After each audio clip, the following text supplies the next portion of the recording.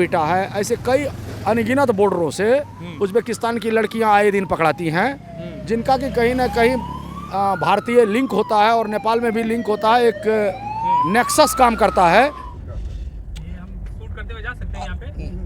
अभी ये वीडियो बंद कर देंगे? वहाँ बंद बोर्ड जो है उससे पहले रोकना दिखाई दे रहा कुछ कुछ बादल है कि पहाड़ है भैया? वो पहाड़ है, वहाँ चतरा है, चकरघट्टी है, उसके अलावे जो हिमालयन रेंज की बहुत सारी पर्वतमालाएं हैं, कंचन पर्वतमाला की श्रृंखलाएं हैं, वही सब वो दिखाई पड़ रहा है आपको। देख रहे हैं बराज, बिरपुर बराज का ये जो रास्ता है, इसी रास्ते से समझिए कि कोई काठमांडू में काबुल से या कराची शहर से चलता है और काठमांडू में उनका प्लेन लैंड करता है और वहाँ से फिर जो है वो एक बस लेते हैं और इसी रास्ते से, जो कि ये रास्ता काठमांडू जाता है, करीब 300 किलोमीटर होगा यहाँ से काठमांडू, कितने 350 किलोमीटर यहाँ से काठमांडू है।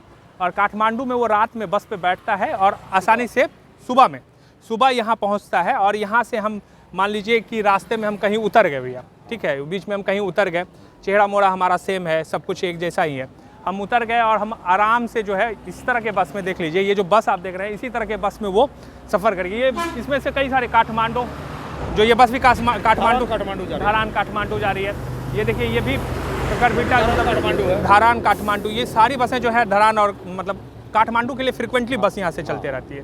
तो आप वहाँ उतरे और रास्ते में कहीं से उतर गए और उतरने के बाद जो है हम यहाँ से चलते हैं। मान लीजिए हम कराची से आए, ठीक है, और हमको जो है भारत जाना है, तो हम आराम से यहाँ से चल रहे हैं। हम चलते हुए दिखाते हैं 1 मिनट कि हम यहाँ से जा रहे हैं। वहाँ पे हम बॉर्डर सिक्योरिटी फोर्स जो है नेपाल का है, वो भी हम समझाने की कोशिश करेंगे। जैसे यहाँ पर हम गए, पैदल हैं हम और कराची से आए हैं और हम ये जा रहे हैं।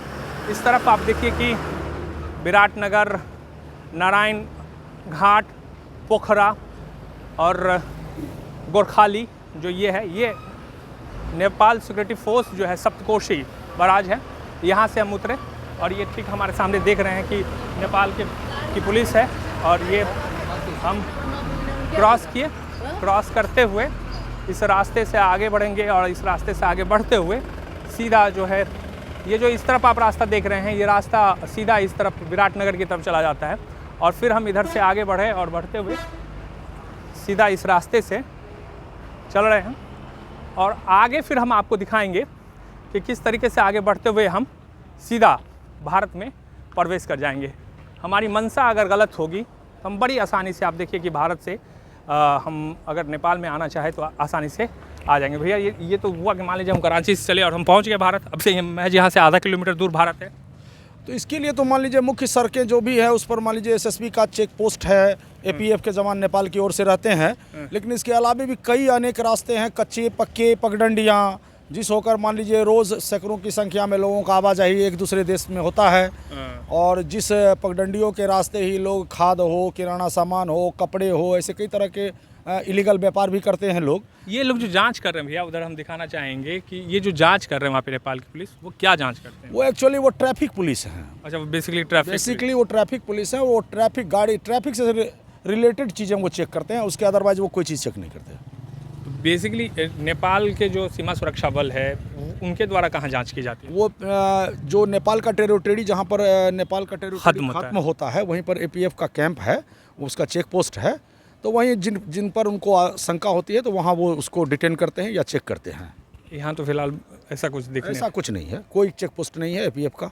यहाँ तो बिल्कुल ओपन है, बस वहाँ एसएसबी पोस्ट है आगे। हाँ, वो अगर जांच करे तो जांच करे, नहीं करे, चूँकि ऐसे भी जनरली लोग यहाँ शक्ल सूरत भाषा भाषी के लोगों पर यहाँ पे एसएसबी पोस्ट से दाएं बाएं होके तो आराम सैकड़ों रास्ते हैं, नदी के रास्ते हैं, सैकड़ों रास्ते हैं। तो इस तरीके से तो ओसामा बिन लादेन से लेकर दाऊद इब्राहिम तक चाहेगा भारत आना तो आसानी से आ सकता है, नो डाउट। आया भी होगा या आज भी आ रहे होंगे, हम आप बात कर रहे हैं, हो सकता है कोई आना चाहे तो आ सकता है, जा रहा होगा।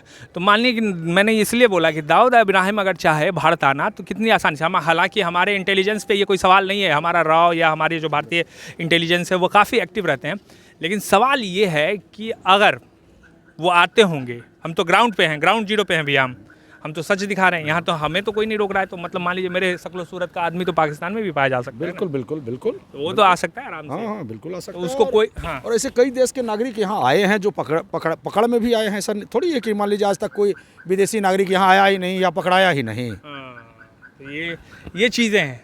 तो इसको इस तरीके से समझने की ज़रूरत है। और ये बहुत ही सेंसिटिव है और इसको आप हल्के में नहीं ले सकते हैं। क्या भैया बोल सकते हैं? अभी जो खालिस्तान आतंकवादी जब खालिस्तान में आतंकवाद अपने चरम पर था, हाँ। तो वहाँ का जो जनरल सिंह नाम का जो आतंकवादी था, हाँ, जो बाद में कनाडा वनाडा से कहाँ चला गया। वो नहीं, वो जोगबनी बॉर्डर पे पकड़ाया था। हाँ ठीक है। बॉर्डर पर पकड़ाया था। उससे कुछ दिन पहले ही, आज से लगभग 20-25 साल पूर्व की बात होगी, 4 अफगानी नागरिक पकड़ाया था यहीं रानीगंज। अभी हम लोग जिस रास्ते से आए हैं, रानीगंज होते ही आए हम लोग, तो उस रानीगंज के पास 4 अफगानी नागरिक पकड़ाया था, जिसके पास एक नक्शा उस समय के जांच एजेंसियों के द्वारा बताया गया कि एक नक्शा मिला था जिसमें कि नेपाल का प्रकाशपुर, मधुबन, राजाबास होते हुए और भारतीय टेरिटरी के जो मुस्लिम आबादी वाले एरिया हैं, जो किशनगंज होते, गलगलिया होते चला जाता है, ऐसा एक डेमोग्राफी का नक्शा था कि ताकि एक अलग इस्लामिक राष्ट्र बनाया जा सके या फिर अलग राज्य बनाया जा सके।